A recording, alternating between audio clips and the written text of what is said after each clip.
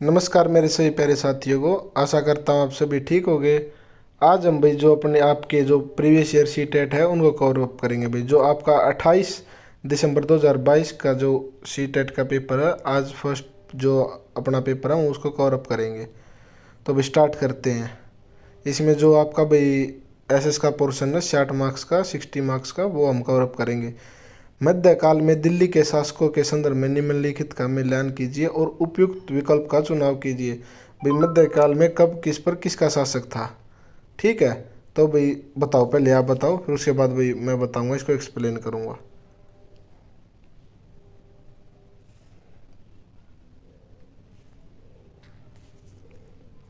तो भाई इसका ऑप्शन है सेकंड, ठीक है।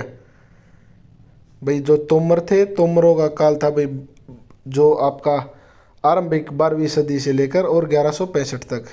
उसके बाद अभी आपका अनंगपाल, अनंगपाल का था भाई 1130 से 1145 तक। उसके बाद आपका सी चौहान, चौहानों का था भाई आपका सेकंड, ठीक है, 1165 से लेकर 1192 तक। और उसके बाद आपका पृथ्वीराज चौहान, पृथ्वीराज चौहान का कब से कब था भाई, बताओ। पृथ्वीराज चौहान का था 1175 से लेकर और 1192 तक, ठीक है। तो आपका इसका कौन सा हुआ भाई, सेकंड, ठीक है। चलो भाई आगे चलते हैं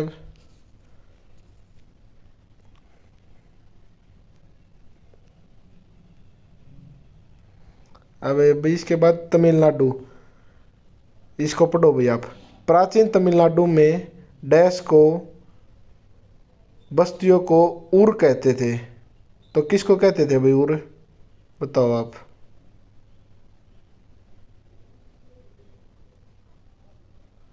तो भाई किसको कहते थे, बताओ।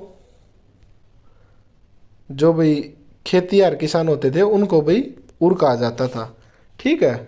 तो भाई ये जो बाकी के हैं इनको भी हम एक्सप्लेन कर देते हैं, ठीक है। किसको क्या क्या कहा जाता था। तो उर क्या होता था भाई, एक छोटे से गांव या कस्बे को संदर्भ करता था जिसमें आमतौर पर परिवारों का एक समूह शामिल होता था जो भूमि पर एक साथ रहते और कार्य करते थे। उन्हें क्या बोलते थे, उर, ठीक है। तो किसे बोलते थे भाई, वो खेतियारों को और किसानों को। चलो भाई आगे चलते हैं, अब थर्ड करते हैं भाई इसका।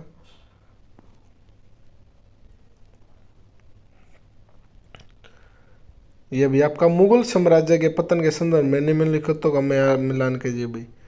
कब से कब तक मुगल साम्राज्य था, उनका कब पतन हो गया, ठीक है। तो बताओ भाई इसका आप एक बार। तो इसका ऑप्शन है भाई सी, ठीक है। तो ये कैसे, ये अब आप देख लीजिए, ठीक है। जो भाई आपका ये फरुखसियर था, ये था भाई, इसका कब हुआ, इसका हुआ 1713 से लेकर 1719 तक।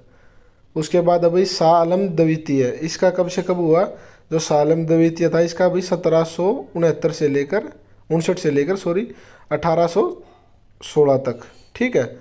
उसके बाद आता है आपका भाई अहमद शाह, अहमद शाह कब हुआ भाई 1748 से लेकर 1754 तक। और उसके बाद आता है आपका आलमगीर द्वितीय, इसका कब हुआ भाई आपका 1754 से लेकर 1759 तक, ठीक है। समझ गए भाई। चलो आगे चलते हैं अब आपका। उत्तराधिकार का साहदाई प्रथा का अर्थ है, क्या होता है भाई उत्तराधिकार का।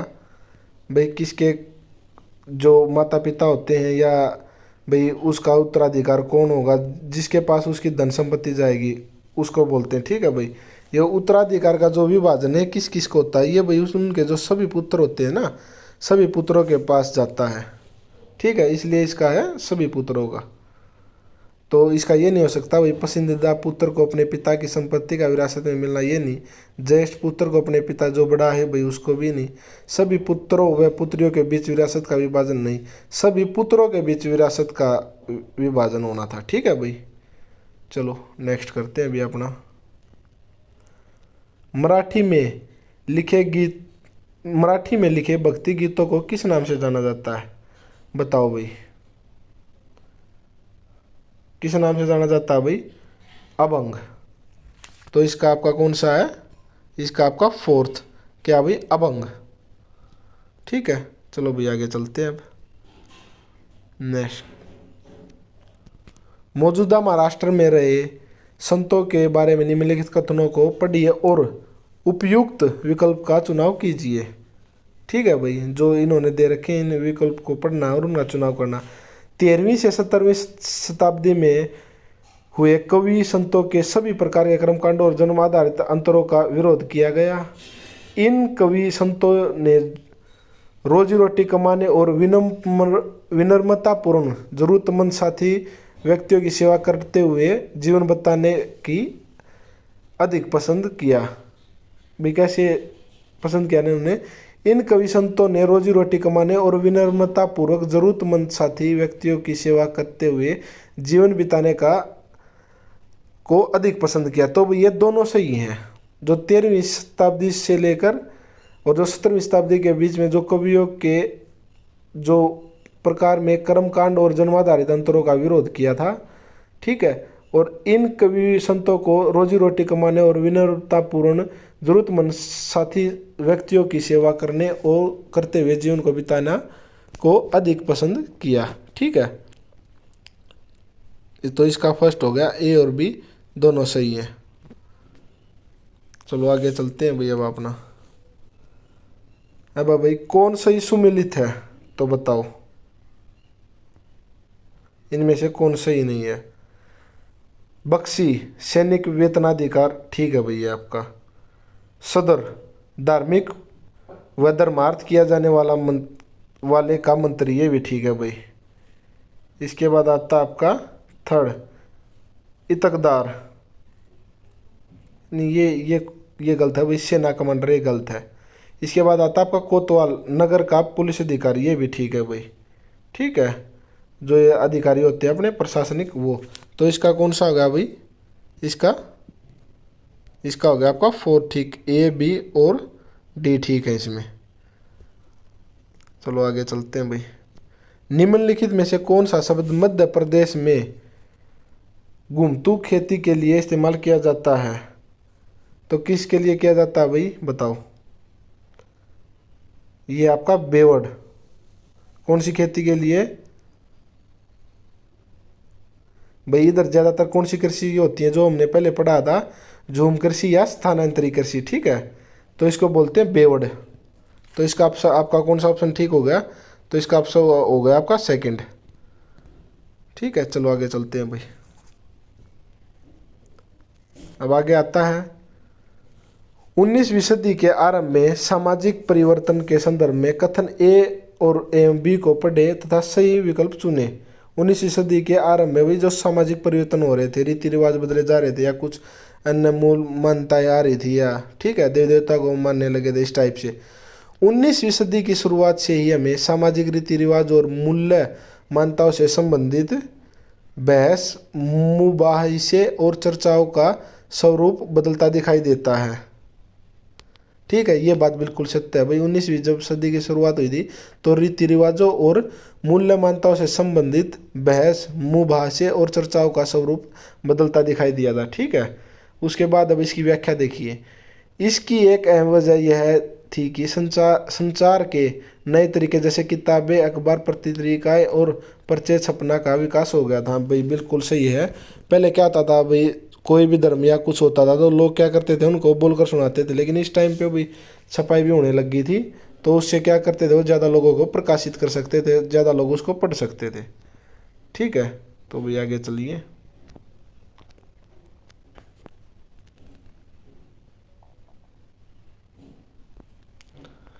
अब ये भाई,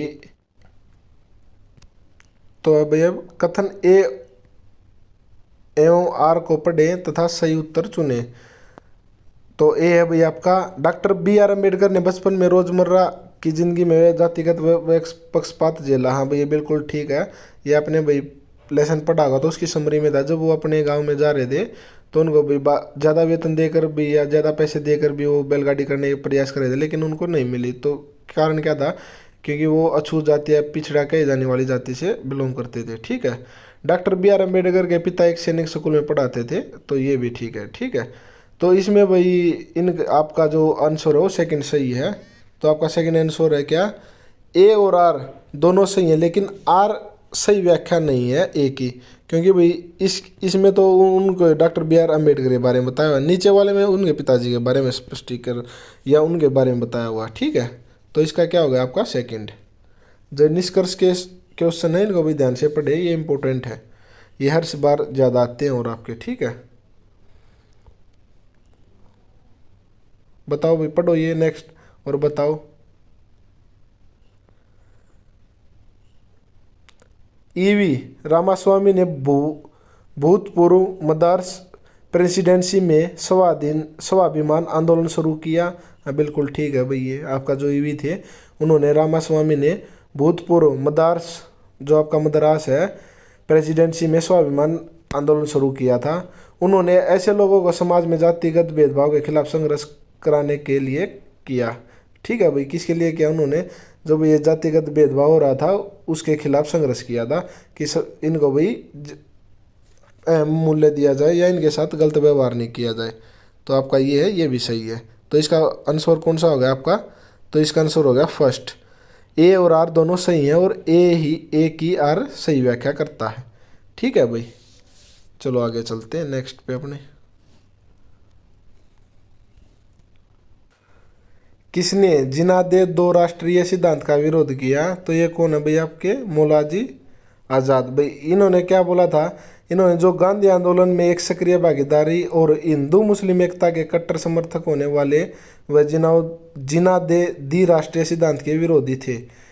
ठीक है भाई, इन्होंने जो मौलाना आज़ाद थे, इन्होंने भाई जो ये था अखंड भारत का समर्थन किया और जो सभी धर्मों के लोग हैं एक साथ सद्भाव से रह सकें। भाई इन्होंने जो ये दो राष्ट्रीय करने की बात बोल रखी है, तो उन्होंने बोला नहीं ये गलत है, हम सभी एक साथ मिलजुल कर रहेंगे, सभी एक साथ रहने के लिए इन्होंने अपने जो विचार है वो प्रकट किए।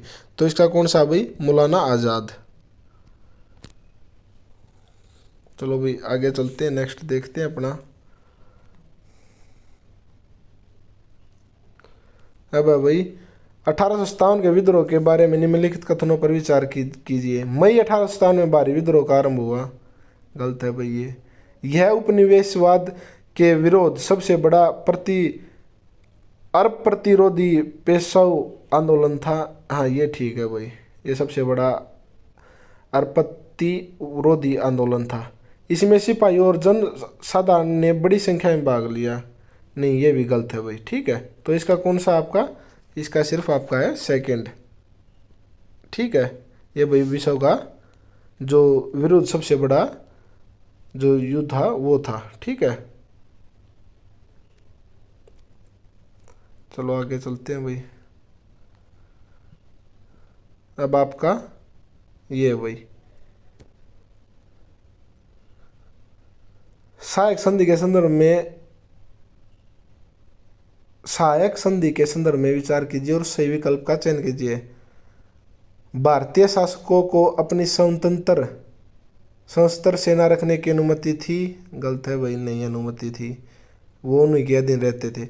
भारतीय शासकों को ईस्ट इंडिया कंपनी को भुगतान करना पड़ता था। बिल्कुल भाई, उनको कर देना पड़ता था, वो कुछ कार्य करते थे तो उनको कर देना पड़ता था और उनके अधीन रहना पड़ता था। तो कौन सा ठीक है, ये फोर्थ आपका ठीक हो गया इसमें। ठीक है, चलो भैया अभी आगे चलते हैं।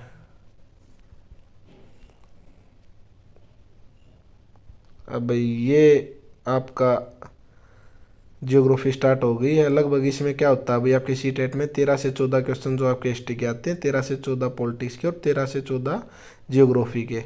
तो अप्रोक्स आपके 40 क्वेश्चन हो जाते हैं और जो आपकी पेडागोजी है वो आपकी 20 मार्क्स की आती है। ठीक है, तो अभी ये भाई स्टार्ट हो गए आपके निम्न, कंसिडर द फॉलोइंग पेयर, इनमें से बताना भाई कौन से ठीक है और कौन से जो वो हैं आपके गलत है।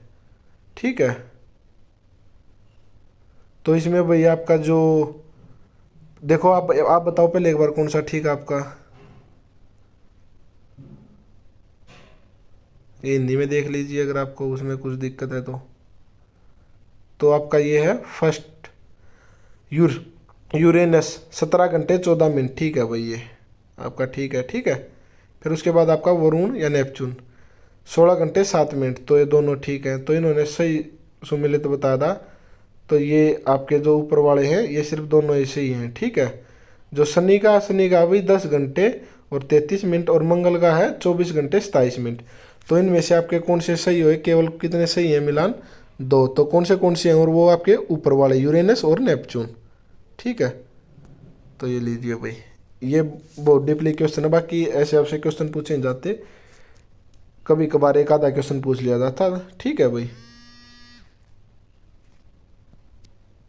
चलो भाई अभी आगे।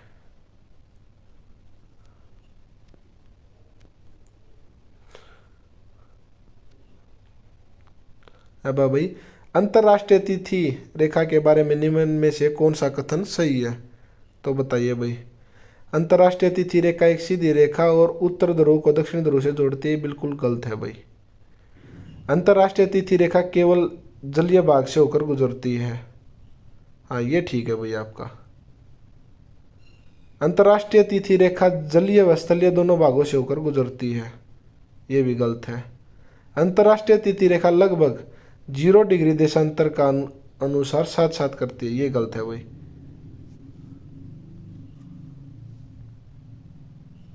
तो ये आपका इसका कौन सा ठीक हो गया, अंतर्राष्ट्रीय तिथि रेखा केवल जलीय भाग से होकर गुजरती है, ठीक है।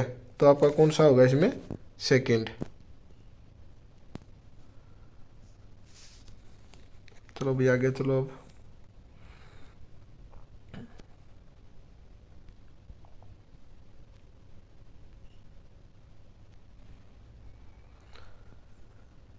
तो पढ़ो भाई, निम्नलिखित कथनों ए और आर को पढ़िए तथा उपयुक्त विकल्प का चयन कीजिए। कथन ए, अपने स्थान से ध्रुव तारे का कोण मापकर आप अपने स्थान का अक्षांश जान सकते हैं, तो ये बिल्कुल सही है भाई, ठीक है। अपने स्थान से ध्रुव तारे का कोण मापकर आप अपने स्थान का अक्षांश जान सकते हैं, और जो ध्रुव तारा होता है वो किसको बताता है, उत्तर दिशा को। विषुवत वृत्त से दोनों तरफ ध्रुवों के बीच की दूरी पृथ्वी के चारों ओर के वृत्त का 1/4 होता है, बिल्कुल ठीक है भाई। ये जो विषुवत वृत्त से दोनों तरफ की दो ध्रुवों की दूरी होती है वो पृथ्वी के चारों ओर के एक वृत्त का 1/4 हिस्सा है, ठीक है। जैसे स्तंभ की तरह उनकी साइड रह गई और पीछे का पोर्शन रह गया, ठीक है। तो भाई इसका आंसर आपका सेकंड। ये भाई ये जो निष्कर्ष ये हैं दोनों से, लेकिन ये भाई सही व्याख्या नहीं करता इसकी, ठीक है, ठीक है भाई। चलो आगे चलते हैं।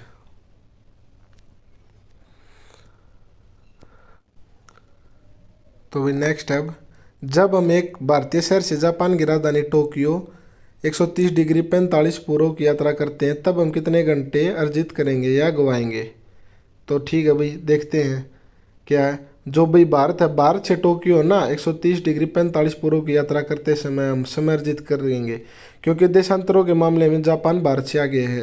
कौन आगे है भाई, जापान, ठीक है। अगर जापान आगे है तो भाई उसका समय भी हमसे आगे होगा।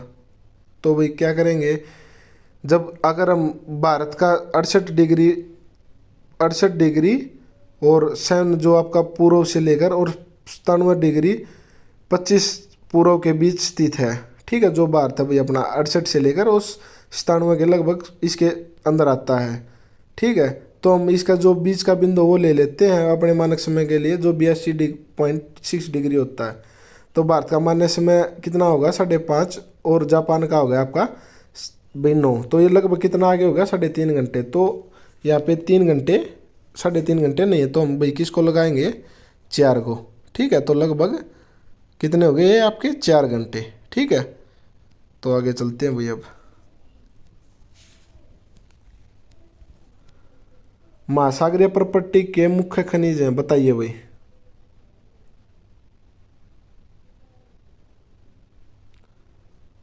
तो ये है भाई आपका सी, ए और सी।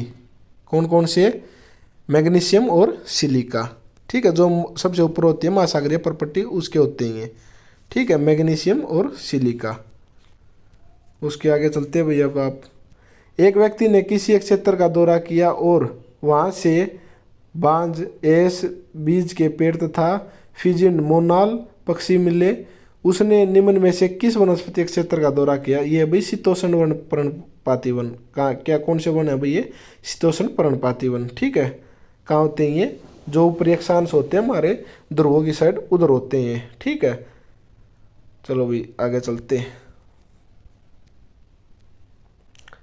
किसी क्षेत्र में बहुत ही सीमित प्राकृतिक वनस्पतियां मिलती हैं, बताइए। तो ये होती है टुंड्रा क्षेत्र। ठीक है, जहाँ पे बहुत ही कम वनस्पतियां मिलती हैं, तो वे है आपके टुंड्रा क्षेत्र। शीतोष्ण आपके जो भाई मध्य में होते हैं वो हो गए, शीत जो आपके सबसे ऊपर होते हैं ध्रुव की साइड, और उष्णकटिबंध आपके लगभग भूमध्य रेखा के पास होते हैं। तो नेक्स्ट पढ़ते हैं आपका भाई अब, महासागरों का जल लवणीय या खारा होता है। बिल्कुल सही बात है भाई आपकी, ये महासागर के जल में बड़ी मात्रा में घुले हुए लवण होते हैं, तो ये बिल्कुल सही है दोनों। तो आपका इसका कौन सा होगा, इसका होगा आपका फर्स्ट। ठीक है, क्या होगा भाई, जो महासागरों का जल है वह खारा है, लवणीय है, और इसमें बड़ी मात्रा में जो लवण होते हैं वो घुले हुए होते हैं। ठीक है, चलो आगे चलते हैं भाई। पवन के निक्षेपण को क्या कहा जाता है, बताइए भाई। लॉस। ठीक है, क्या बोला जाता है पवन के निक्षेप को, लॉस। पवन की जो निक्षेपण विशेषता जिसे लॉस कहा जाता है ना भाई, लॉस एक सूक्ष्म व पवन के झोंके वाला तलछट है। क्या भाई है कि सूक्ष्म पवन के झोंके वाला तल जो गाद के आकार के कणों से बना होता है। यह पवन द्वारा कम या बिना वनस्पति आवरण वाले क्षेत्रों में जमा किया जाता है, जैसे कि रेगिस्तान और हिमनद जो बर्फीली मैदान है उधर। ठीक है, तो इसका आंसर क्या भाई आपका फर्स्ट, लॉस। चलो भाई आगे चलते हैं, अब आपका आगे देखते हैं। जिस स्थान पर कोई नदी, रुकना भाई एक मिनट, जिस स्थान पर कोई नदी किसी अन्य जल राशि में मिलती है उसे क्या कहा जाता है, बताओ भाई। तो उसे बोला जाता है भाई, फोर्थ है इसका आपका, नदी मुहाना। क्या बोला जाता है भाई, नदी मुहाना। डेल्टा क्या होता है भाई, डेल्टा जब जहाँ पे सारी लास्ट में जाकर जब नदियाँ समुद्र में मिलती है तो वहाँ पे एक डेल्टा का निर्माण करते हैं, जैसे आपका सुंदरवन डेल्टा। चाप झील क्या होती है भाई, जब नदी के बार बार निक्षेपण होता है या उससे कट जाती हैं तो एक छोटी झील का निर्माण करते हैं, उसे बोलते हैं चाप झील। तटबंध जो नदी के पास से जो एरिया होता है, जो ऊंचा होता है भाई, जो पानी को इधर उधर नहीं जाने देता, उसकी जो ढाल को रोक के रखता है, उसे तटबंध बोलते हैं। अब इसके आगे है, निम्न सूचीबद्ध लक्षणों पर विचार कीजिए और वनों के प्रकार की पहचान कीजिए। वे वन संघनन है, ध्यान से पढ़ना भाई, ये वन संघनन है और यहाँ सालों भर वर्षा होती है। तो दिखती हुई बात अब ये, तो वर्षा कहाँ पे होती है, ज़्यादातर भूमध्य रेखा पर, और उधर कहाँ पे होते हैं, उष्णकटिबंधीय बंध। ठीक है, अब आपको ये दो ऑप्शन रह गए, पर्णपाती और सदाबहार। तो ये देखना, रोज बुडापनुस मोहनी इस प्रकार के वनों के महत्वपूर्ण वृक्ष हैं। ये वन भूमध्य रेखा और उष्णकटिबंध के पास होते हैं। तो ये भाई कौन से वन आपका फोर्थ हो गया भाई, इसका ऑप्शन क्या है भाई, फोर्थ। तो ये कौन से, उष्णकटिबंध सदाबहार वन। ठीक है भाई, समझ गए। चलो आगे,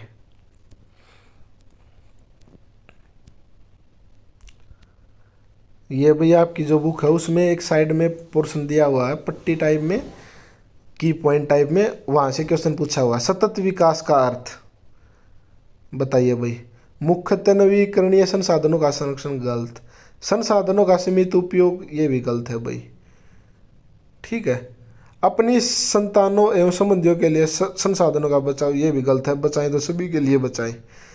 तो ये आपका फोर्थ ठीक है। सभी तरह के संसाधनों का संरक्षण करना, केवल आवश्यकता अनुसार उपयोग करना और तथा भविष्य के लिए बचाना, ये सही है भाई। हम उस ऑप्शन को टिक ज़्यादा करेंगे भाई आपकी साइकोलॉजी में भी, जिसमें भाई सभी का भला हो रहा हो। ठीक है, जिसमें सभी के लिए बेनिफिट हो, हमारे लिए नहीं। ठीक है, चलो आगे।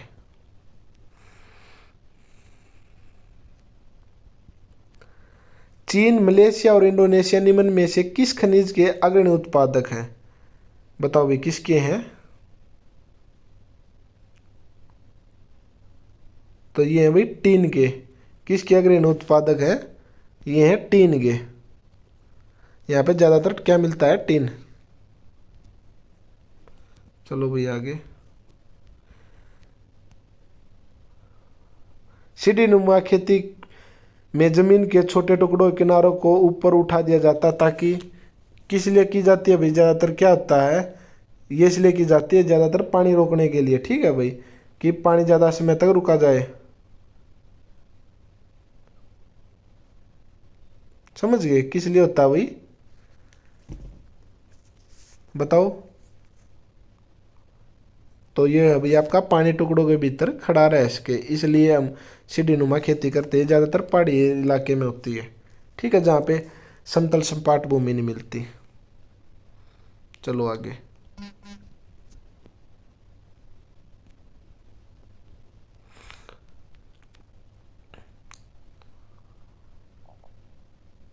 एक बाजार में पक्की दुकानें भी होती हैं भाई, जहाँ के कर्मचारी नियमित होते हैं, बिल्कुल भाई, उधर रेगुलर काम करते हैं वो, जिनके पास शहर पंचायत और नगर निगम का लाइसेंस होता है, बिल्कुल ये भी ठीक है। 10 वर्ष से अधिक समय से खुली हुई है भाई, ये कोई बात नहीं है कि वो पक्की होगी, ठीक है। जो मुख्यतः बड़े शहरों में होती है, ये भी नहीं भाई। तो इसका आपका ऑप्शन है बी, जहाँ के कर्मचारी नियमित होते हैं और जिनके पास शहर पंचायत और नगर निगम से लाइसेंस लिए होते हैं भाई जो कार्य के लिए, ठीक है। तो इसका ऑप्शन हो गया आपका बी, ठीक है। चलो भाई आगे। नगर निगम में नगर निगम में चुने गए सदस्य को कहते हैं, क्या बोलते हैं भाई, बताइए। तो इनको बोलते हैं पार्षद, ठीक है। जो आपके एमसी जो होते हैं उनको पार्षद बोलते हैं, ठीक है। चलो भाई आगे। मुख्यमंत्री और अन्य मंत्रियों को कौन नियुक्त करता है, बताइए भाई। तो ये क्वेश्चन बहुत इंपॉर्टेंट है भाई, कौन नियुक्त करता है इनको बताइए, ये हर बार आता है आपका। तो ये आपका राज्यपाल, ठीक है। और यही भाई जो अपना प्रदेश का होता है मुखिया, इसको कौन भेजता है भाई, केंद्र सरकार से भेजा जाता है इनको, ये देखने के लिए कि भाई राज्य में जो कार्यभार है या जो कार्य है वो कानून पालिका, न्यायपालिका, ठीक है, और विधायिका, ये अच्छे से काम कर रही है या नहीं कर रही, इन सब की देख रेख के लिए इनको वहाँ से भेजा जाता है। आगे भाई चलो। कर्ज किसानों को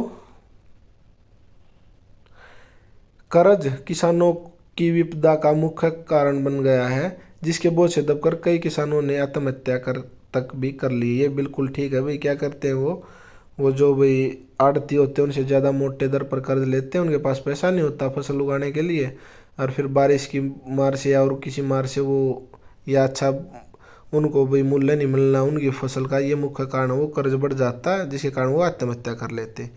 छोटे किसानों को बीज, खाद व कीटनाशक जैसे सामानों को खरीदने के लिए साहूकारों से कर्ज लेते हैं, जिसे कई बार किसान चुका नहीं पाता। ये बिल्कुल सही है भाई। तो इसका ऑप्शन आपका फर्स्ट, जो ए और दोनों, ये दोनों सही हैं भाई, और ये इसका सही स्पष्टीकरण करता है, व्याख्या करता है, ठीक है। चलो आगे भाई। अब भारत में किस तरह के श्रम को कानून द्वारा प्रतिबंधित किया गया है, बताइए भाई। बताइए भाई, आप भी ध्यान से पढ़ना और बताइए।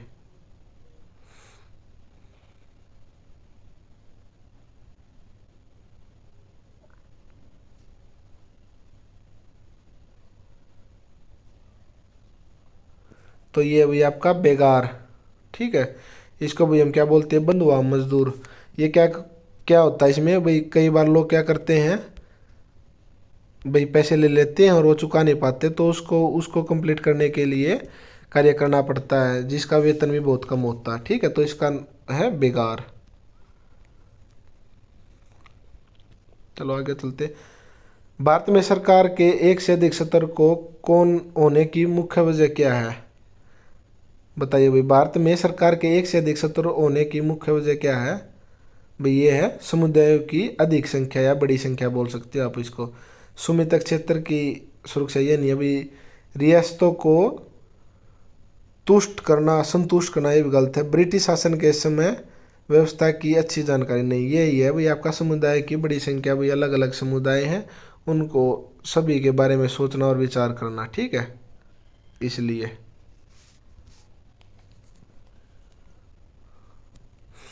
तो आगे चलते हैं भाई। निम्नलिखित कथनों पर विचार कीजिए। लड़कों की तुलना में लड़कियों की तुलना में लड़के एक बेहतर स्काउट लीडर बनते हैं, बिल्कुल ठीक भाई, ये बोला जाता है। लड़कियां फुटबॉल खेलने में अच्छी होती हैं, ये बिल्कुल गलत है भाई, ऐसा किसी के मन में भावना नहीं है और ऐसा नहीं है। लड़कियां सौम्य कोमल और अच्छे देखभाल करने वाली होती हैं, ये ठीक है भाई, लड़कियों के बारे में ऐसा ही सोचा जाता है। और फोर्थ है लड़के दबंग और उग्र होते हैं, ये भी ठीक है। ठीक है, तो आपका गलत कौन सा इसमें? सेकंड। तो आपसे सही पूछा गया तो वो आपका ए, सी और डी। ठीक है, चलो भाई आगे चलते हैं। आप 36 क्वेश्चन करते हैं। आपका ये है, निम्नलिखित में से कौन से भारत की संसद बनाते हैं? कौन संसद बनाते हैं भाई? निम्नलिखित में से कौन से भारत की संसद बनाते हैं? निम्नलिखित में कौन भारत की संसद बनाते हैं? ये भाई क्वेश्चन गलत प्रिंट हो रखा है। तो ये है, निम्नलिखित में से कौन भारत की संसद बनाते हैं? तो राज्य विधानसभा। ठीक है, तो कौन बनाते हैं भाई आपके ये? भाई जो राज्यसभा है, फिर लोकसभा है और राष्ट्रपति हैं। ठीक है, तो कौन बनाते हैं आपके? राज्यसभा, लोकसभा और राष्ट्रपति। ये जो आपकी संसद है उनमें जो बैठकें होती हैं उनमें ये सभी शामिल होते हैं। ठीक है, तो आपका कौन सा हो गया इसका? इसका आपका हो गया डी, फोर्थ, ए, बी और डी। ठीक है, चलो आगे चलते हैं भाई। भारतीय संविधान के अनुसार एक धर्मनिरपेक्ष राज्य को डैश चाहिए, क्या चाहिए बताइए भाई,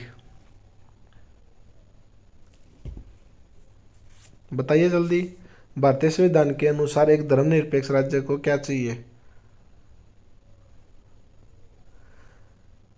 देश में धार्मिक संदर्भ विवाद में हस्तक्षेप नहीं करना चाहिए, करना चाहिए भैया। तो राष्ट्र निर्माण के लिए धार्मिक गतिविधियों में शामिल होना चाहिए। ठीक है भाई। प्रभुताशाली धर्म को अन्य धर्मों को अपने तहत लाने के लिए प्रोत्साहित प्रेरित करना, गलत है भाई। तो क्या करना चाहिए इनको? किसी एक धर्म को समर्थन नहीं देना चाहिए। ठीक है, और जो बाकी की चीज़ें ये करनी चाहिए, लेकिन किसी भी एक धर्म को समर्थन नहीं देना चाहिए। उससे क्या होता है भाई, जो दूसरों की आस्था के साथ भी खिलवाड़ होता है और उनको वो अपने आप को सम्मान महसूस नहीं करते। ठीक है, भारत के पास एकीकृत न्याय व्यवस्था है। तो भाई जो इसके कथन है इनके बारे में पढ़ते हैं हम। व्यक्ति उच्च न्यायालय जा सकता है अगर वह निचली अदालत के फैसले से संतुष्ट नहीं है, बिल्कुल ठीक है भाई वो। ठीक है, पहले डिस्ट्रिक्ट से भाई वो हाई कोर्ट से सुप्रीम कोर्ट। ठीक है, ऊपरी अदालत द्वारा किए गए निर्णय निचली अदालत पर बाध्यकारी नहीं है। तो आपका इसमें बिल्कुल पहला ए ठीक है। ठीक है, तो ये बाध्यकारी है, बी गलत हो गया। तो आपका इसमें कौन सा थर्ड ऑप्शन आपका सही है? केवल एक। ठीक है, कौन सा है भाई? केवल एक। चलो भाई आगे आपका 39 क्वेश्चन है, किसी समुदाय के गटवाइजेशन की प्रक्रिया का नतीजा होता है, क्या होता है भाई बताइए? उसका बाकी समाज से अलगाव, हाँ ठीक बोल रहे हो आप। ये उनकी संस्कृति का विविधीकरण, ये गलत है भाई। अल्पसंख्यकों का संरक्षण, ये भी गलत है। उनका सामाजिक सशक्तिकरण, तो भाई इनका सबसे अच्छा है फर्स्ट वाला है, बाकी ये भी ठीक। बाकी इनमें जो आपका फर्स्ट वाला है वो इन सभी को डिफाइन कर रहा है। उसका बाकी समाज से अलगाव, मतलब उसमें सबसे अलग हो गए वो। ठीक है, ये है भाई जो आपका गटवाइजेशन है। चलो भाई आगे चलते हैं।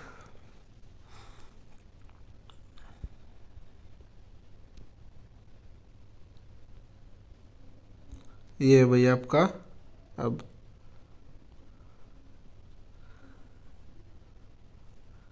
फुटपाथ और ठेले पर सामान बेचने को जीविकोपार्जन के अधिकार के रूप में देखने की एक तरफ निम्नलिखित में से क्या एक कदम है? तो बताइए भाई। फुटपाथ और ठेलों पर सामान बेचने के लिए शहरों के कुछ इलाकों को तय किया जाना चाहिए। ठेलों को सड़कों पर प्रतिबंधित करना चाहिए, बिल्कुल गलत है भाई। उनको बेचने की अनुमति देनी चाहिए, क्योंकि वो उनकी भी रोज़मर्रा चलती है। इससे लाखों जो लोग हैं वो ऐसे ही अपनी आजीविका चलाते हैं। छोटी दुकानों को ठेलों की जगह स्थान देना चाहिए, भी गलत है भाई। ठेलों और फुटपाथ पर सामान बेचने पर स्थानीय सरकार द्वारा कर लगाना चाहिए, ये भी कर वाला है, ये भी भाई गलत है। उसमें क्या है, वो पहले ही गरीब व्यक्ति होते हैं और ऊपर से वो भाई कर को कैसे पूर्ण रूप से दे पाएंगे। तो इसका सबसे ऊपर लाए ठीक है, फुटपाथ और ठेलों पर सामान बेचने वालों के लिए शहरों के कुछ इलाकों को तय कर देना चाहिए। ठीक है भाई, ये सर्कुलेशन है, ये बना रहता है ये हमारे बीच। ठीक है, तो इसका आंसर है फर्स्ट, कि जो आदमी को सीधा उधर नहीं अपने मंडी वगैरह नहीं जाना पड़ता, क्योंकि वो भाई अपने घर पर ही सामान देने के लिए आ जाते। ठीक है, चलो भाई।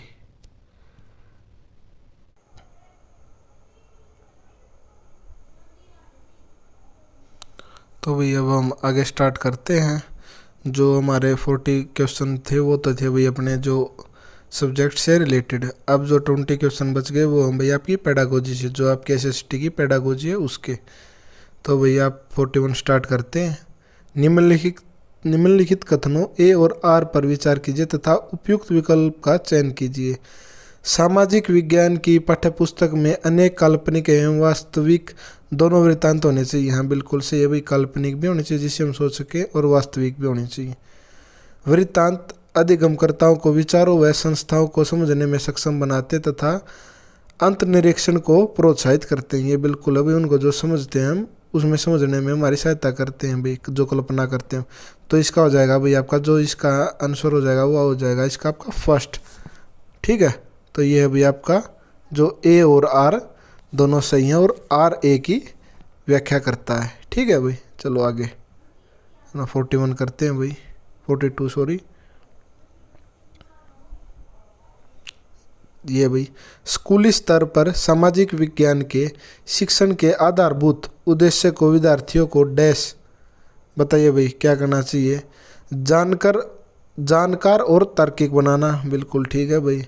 पेशेवर बनाना, ये भी ठीक है भाई। राजनीतिक रूप से अति सक्रिय बनाना, ये गलत है भाई। सामाजिक रूप से सक्रिय बनाना, ये ठीक है। तो कौन सा ठीक है भाई इसमें आपका फर्स्ट, जानकार और तार्किक बनाना भाई, जो पेशेवर बनाना और सामाजिक रूप से सक्रिय बनाना। सामाजिक से भाई जिससे वो समाज के लिए कुछ अच्छा करे। तो क्या क्वेश्चन था आपका, स्कूल स्तर पर सामाजिक विज्ञान के शिक्षण के आधारभूत उद्देश्य को विद्यार्थियों को डैश बनाने में मदद करता है। ठीक है, तो भाई इसका आपका कौन सा हो गया, इसका आपका आंसर हो गया भाई फोर्थ। ठीक है, तो कौन सा हो गया आपका फोर्थ। चलो भाई आगे अब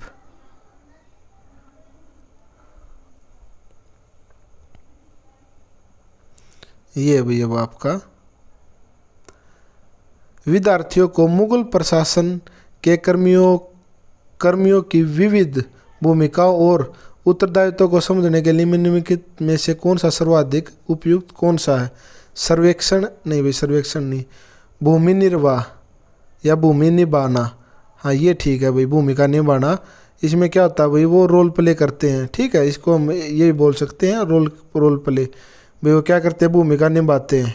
ठीक है, पहला ऊपर ला भाई सर्वेक्षण, सर्वे में तो क्या होगा भाई, हमें उसके बारे में पता करना पड़ेगा। भूमिका निभाने में भाई रोल प्ले ये है कि वो उसकी रोल प्ले कर सके और बता सके। टाइमलाइन भी नहीं और ओपन एंडेड क्वेश्चन भी नहीं, या खुले अंत वाले प्रश्न भी नहीं। ठीक है, तो इसका कौन सा हो गया भाई, भूमिका निभाना। तो इसका कौन सा आंसर हो गया, सेकंड। ठीक है, चलो भाई आगे।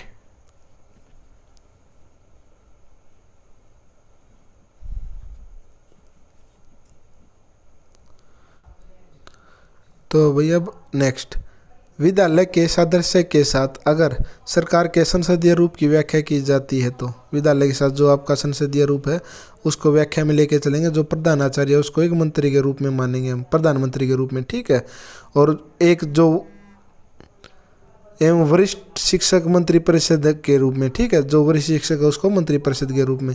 यहाँ विद्यालय कर्मचारियों के लिए कौन सा उपयुक्त सादृश्य होगा, तो बताइए भाई। विधायिका नहीं होगा भाई, विधायिका नहीं हो सकता। फिर विपक्ष तो वो होता भाई जो दूसरी पार्टी होती है। न्यायपालिका भी नहीं होगा, क्योंकि न्यायपालिका क्या होती है, जुडिशरी होती है।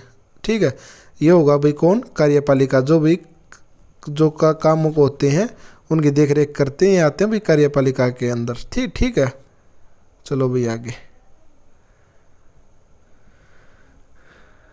आगे भाई। एक शिक्षिका अपनी कक्षा का आरंभ पशु मवेशी चारागाह के लिए भूमि से संबंधित मामलों पर चर्चा के लिए एकत्रित हो रहे लोगों की घटना पर चर्चा दोबारा करती है। वह निम्नलिखित में किस पर संभावित रूप से चर्चा कर रही है?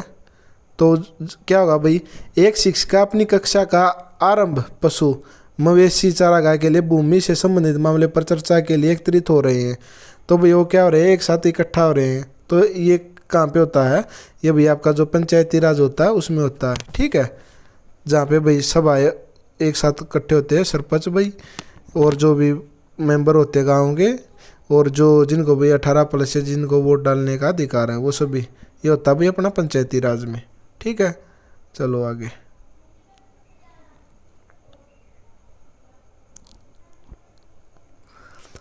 कक्षा में अगर कोई विषय आवेगपूर्ण परिचर्चा को उत्पन्न करता है तब एक शिक्षक से क्या अपेक्षा होता है?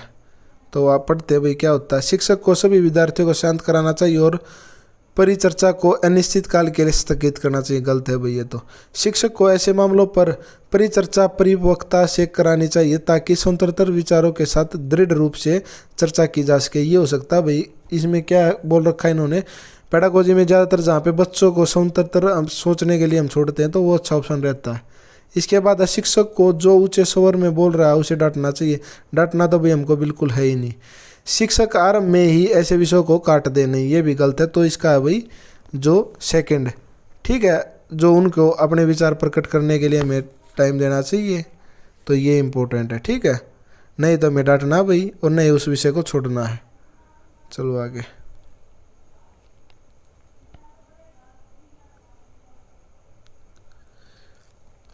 एक सामाजिक विज्ञान शिक्षक की भूमिका और जिम्मेदारी के रूप में निम्नलिखित कथनों पर विचार करें और सही विकल्प चुनें।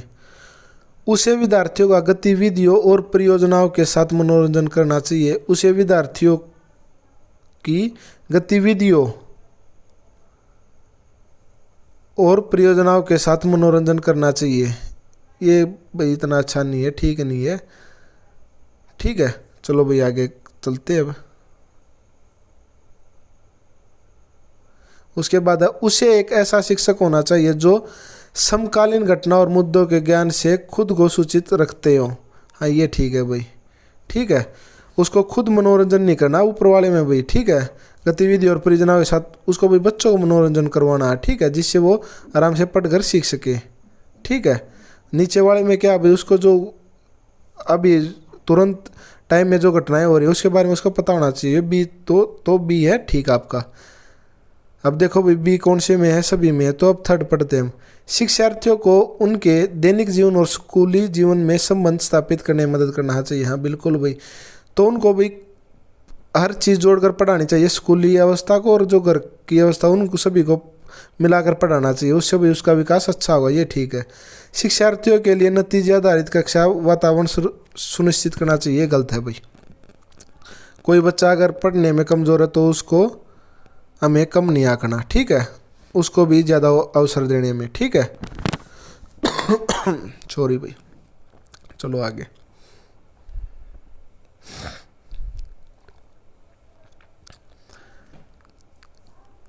पढ़ो भाई एक बार ये। कक्षा में जेंडर भूमिका पर चर्चा करते समय शिक्षक को निम्न में से किन पर अधिक ध्यान केंद्रित करना चाहिए अपना, ठीक है भाई। तो ये क्या है, पढ़ते हैं चलो। चूंकि घर का कार्य का मूल्य नहीं चुकाया जाता है इसलिए उसे उत्पादक कार्य नहीं माना जाना चाहिए, गलत है भाई ये तो, इससे कोई कैसे रिलेटेड ही नहीं, ठीक है। लैंगिकता के मुद्दे सिर्फ महिला और लड़कियों के होते हैं, ये भी गलत है भाई। यह दर्शाने के लिए कि सामाजिकरण हर जगह एक जैसा नहीं होता, केस स्टडी का प्रयोग किया जा सकता है। हाँ ये बिल्कुल थर्ड वाला ठीक है भाई, ठीक है।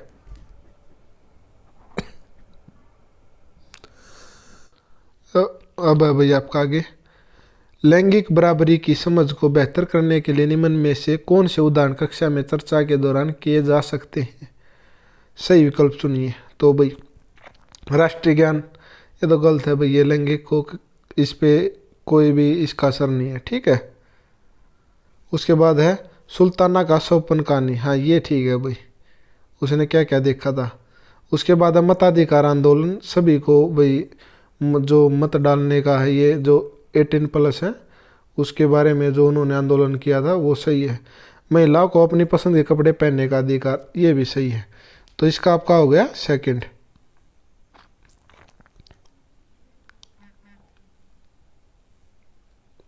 ठीक है, चलो भैया अब आगे।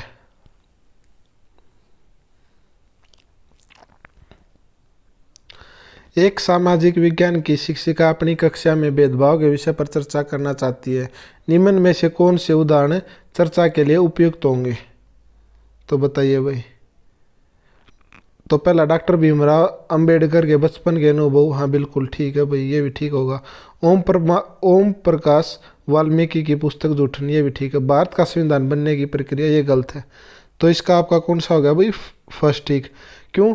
एक तो भाई इसमें हमें पढ़ने को मिलेगा कि जो भीमराव अंबेडकर ने अपने बचपन में कैसे भाई वो स्टेशन से घर जा रहा था, उसको भाई असमानता का सामना करना पड़ा। और एक ओम प्रकाश की जो वाल्मीकि है जूठन, उसमें उसने अपने जो बचपन के बारे में बताया हुआ, अपने बच्चों के बारे में बताया हुआ है कि वह कैसे स्कूल में उससे भाई जो अछूत जाति का मानकर कार्य करवा रहे थे, तो उसने अपनी पुस्तक में उस बारे में लिखा है। ठीक है, तो इसका हो गया भाई आपका फर्स्ट। अब है भाई आपका आगे। भेदभाव के संत पर्याय का परिचय देने के पश्चात एक माध्यमिक स्तर की सामाजिक विज्ञान की कक्षा में शिक्षिका विद्यार्थियों को निम्न सामाजिक स्तर के लोगों द्वारा अनुभव किए जाने वाले भेदभाव की समीक्षात्मक जांच में संतुलित करना चाहती है। तो क्या करेगी भाई बताइए। निम्न में से कौन सी गतिविधियां उन पाठ्य योजना में स्थान पा सकती हैं? दिए गए विषय पर वाद विवाद करके भी, ये बिल्कुल सही है भाई। भेदभाव क्या है उस पर व्याख्यान करके नहीं, ये गलत है भाई। भेदभाव से संबंधित अखबार के लेखों को एकत्रित करके, हाँ ये सही है भाई। तो उसमें भाई क्या हो जाएगा, वो कोई भी एक टॉपिक लेकर उस पर विचार कर सकेंगे। ठीक है, तो इसका कौन सा आपका?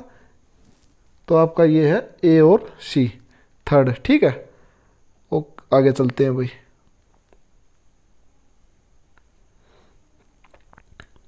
सामाजिक विज्ञान की शिक्षक की भूमिका पर निम्नलिखित कथन ए तथा आर को पढ़िए और उपयुक्त विकल्प का चयन कीजिए। किसी आर्थिक व सामाजिक मुद्दे पर एक सामाजिक विज्ञान की शिक्षिका को बहुत दृष्टिकोण की समझ होनी चाहिए। बिल्कुल सही है भाई, उसको उनके बारे में बिल्कुल पता होना चाहिए। क्योंकि वो अगर उनको उस बारे में पता होगा तो वो उनके साथ भेदभाव नहीं करेंगे। गरीबी तथा जातिगत भेदभाव जैसे मुद्दों के कई तरीकों से व्याख्या करने की जरूरत पड़ सकती है। बिल्कुल ठीक है भाई, तो इसका आपका ये है। तो इसका आपका फर्स्ट, ए और आर दोनों सही हैं और ए आर की सही व्याख्या करता है। ठीक है भाई, अगर वो भाई उसकी गरीबी के साथ वो करेंगे तो ये भेदभाव का रूप ले लेगा। ठीक है,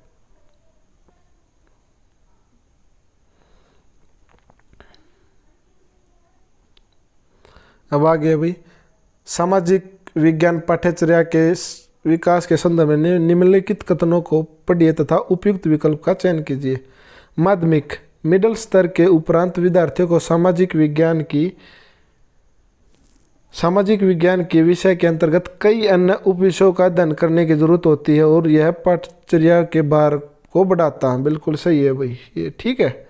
सामाजिक विज्ञान में पाठ्यचर्या भार के लिए मुख्य कारण यह है कि जिस तरह से स्कूली बच्चों के लिए सामाजिक विज्ञान पाठ्यक्रम सामग्री का विकास किया गया है वह बोधगम्य नहीं है। तो भाई इसका आपका जो ये आर है ये गलत है। तो इसका आपका सिर्फ ए ठीक है और आर गलत है। ठीक है, चलो भाई आगे चलते हैं। अब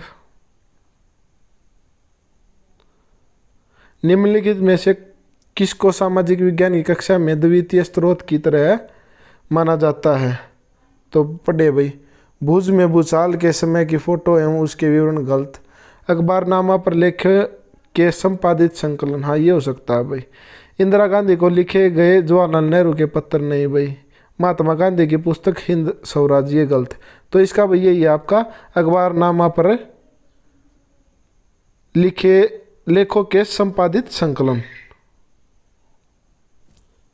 ठीक है, चलो भाई आगे चलते हैं।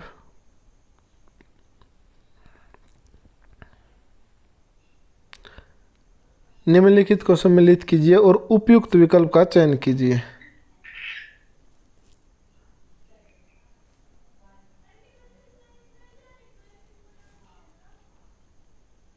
पढ़िए भाई एक बार इसको। विश्लेषणात्मक रूब्रिक क्या होता है भाई? ये होता है प्रदर्शन वर्ग और अधिगम निष्कर्ष लिए हुए, ठीक है।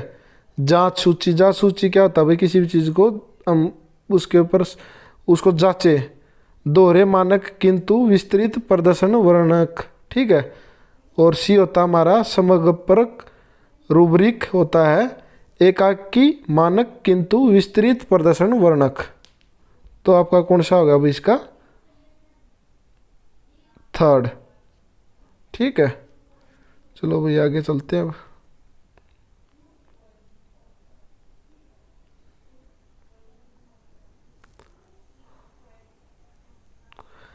निम्नलिखित में से कौन से प्रश्न संज्ञानात्मक प्रक्रिया के अनुप्रयोग पहलू का आकलन करते हैं?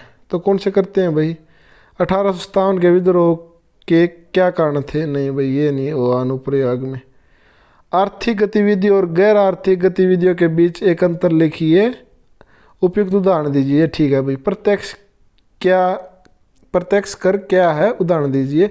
दक्षिण एशिया में कई देशों में शासन के संघीय तंत्र नहीं है, व्याख्या कीजिए। तो भाई आपका इसमें होगा फर्स्ट, सेकंड और थर्ड और फोर्थ। तो इसका आपका ऑप्शन हो गया बी, फर्स्ट नहीं आपका। इसमें इन्होंने बस ये पूछ रखा कारण क्या है, तो मेन इसमें ये होता है जो जिनमें इनकी व्याख्या के लिए या उदाहरण के लिए बोलते हैं वो होता है।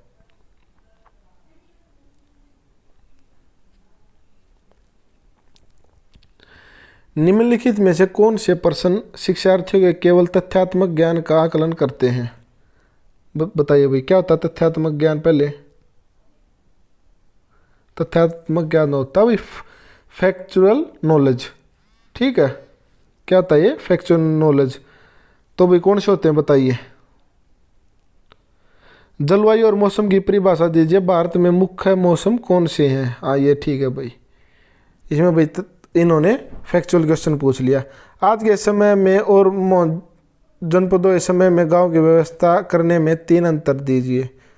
ये नहीं है भाई। वनस्पति जगत और प्राणी जगत के उपस्थित खाद के निर्माण पर किस प्रकार प्रभाव डालती है? ये गलत है भाई। लोगों को संसाधन के रूप में व्यक्त करने से आप क्या समझते हैं? ये भी नहीं भाई, गलत। तो इनमें जो सबसे अच्छा ऑप्शन बनता है वो भाई आपका ए। तो भाई इसका ऑप्शन आपका ए, ठीक है, केवल ए। चलो भाई अब आगे।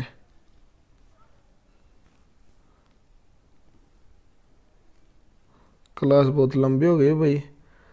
आरटीआई एक्ट 2009 के अनुसार आकलन प्रक्रमों को विकसित करने के लिए निम्नलिखित में से किसकी आवश्यकता होती है? तो बताइए भाई। बच्चों का सर्वांगीण विकास, ये बिल्कुल ठीक है भाई। उसकी चौमुखी विकास होना चाहिए बच्चे का, ठीक है। ज्ञान के स्थानीयों से वैश्विक पहलुओं को जोड़ना, नहीं ये नहीं भाई। क्रियाकलापों खोज एवं अन्वेषण द्वारा सिखाना, ये ठीक है भाई। बाल स्नेही और बाल केंद्रित रीति में सिखाना, ये विषय है। तो इसका ऑप्शन आपका भाई सी, ठीक है। हम भाई बच्चे को कोई भी कार्य करेंगे तो उसको बाल केंद्रित रख के करेंगे, बच्चे के माध्यम से उसको पढ़ाएंगे, हर चीज़ उसमें बच्चे के बारे में सोचेंगे हम, ठीक है। विद्यालयों में आकलन निम्नलिखित कारणों से किया जाता है, उपयुक्त विकल्प का चयन कीजिए। तो यह है विद्यार्थियों को उनकी अधिगम संबंधी उपलब्धियों को प्रमाणित करने के लिए, ठीक है भाई बिल्कुल। विद्यार्थियों द्वारा जिन अधिगम संबंधी कठिनाइयों का सामना किया गया उनको समझाने के लिए, ये भी ठीक है भाई। शिक्षकों को विद्यालय के प्रति उत्तरदायी बनाने के लिए, नहीं ये गलत है भाई। अधिगम संबंधी कठिनाइयों से उबरने के लिए तरीके और संसाधनों का पता करने के लिए, तो ये ठीक है भाई। तो इनके आपका ऑप्शन है थर्ड, ठीक। हमने भाई शिक्षक के बारे में नहीं, बच्चे के बारे में ज़्यादातर सोचना है इसमें, ठीक है। चलो भाई आ गया लास्ट अपना आज का, जो 28 तारीख का अपना था, उसके बाद 29 का करेंगे। ये भाई निम्नलिखित में से कौन से प्रश्न मुख्यतः सामाजिक विज्ञान के अधिगम निष्कर्ष, तदनुपूरित समीक्षा और संवेदनशीलता के विकास हेतु योग्यता विकास का आकलन करते हैं? तो कौन से हैं भाई वो देख लेते हैं अभी। अपने क्षेत्र में भौम जल में पुनः सचित करने की विधियों का उल्लेख कीजिए। गलत है भाई, ये नहीं करता भाई। भारत के ऐतिहासिक स्थानों की सुरक्षा करना अत्यंत दुष्कर होता जा रहा है, क्या आप इस कथन से सहमत हैं? सत्यापित कीजिए। गलत है भाई। भारत के गांव के एक बड़े भाग के बच्चे कुपोषित हैं, व्याख्या कीजिए। हाँ, ये ठीक है भाई, ठीक है। राष्ट्र के एकीकरण में कौन सी बाधाएं हैं? ये भी ठीक है, क्योंकि भाई इन्होंने फैक्ट पूछ लिया हमसे, ठीक है। इनमें भाई अनुभव और विचार, जो अनुभव और भावना है ना, उस पर विचार की आवश्यकता होती है, ठीक है। तो ये हम इस पे अनुभव करेंगे और विचार करेंगे। तो आपका कौन सा ऑप्शन हो गया इसका? थर्ड। तो भाई ठीक है, हमारा भाई जो एक ये था एक दिन का जो पेपर सेट था वो कंप्लीट हो गया। क्वेश्चन आंसर इसके जो 60 हमने कवर अप कर लिए हैं।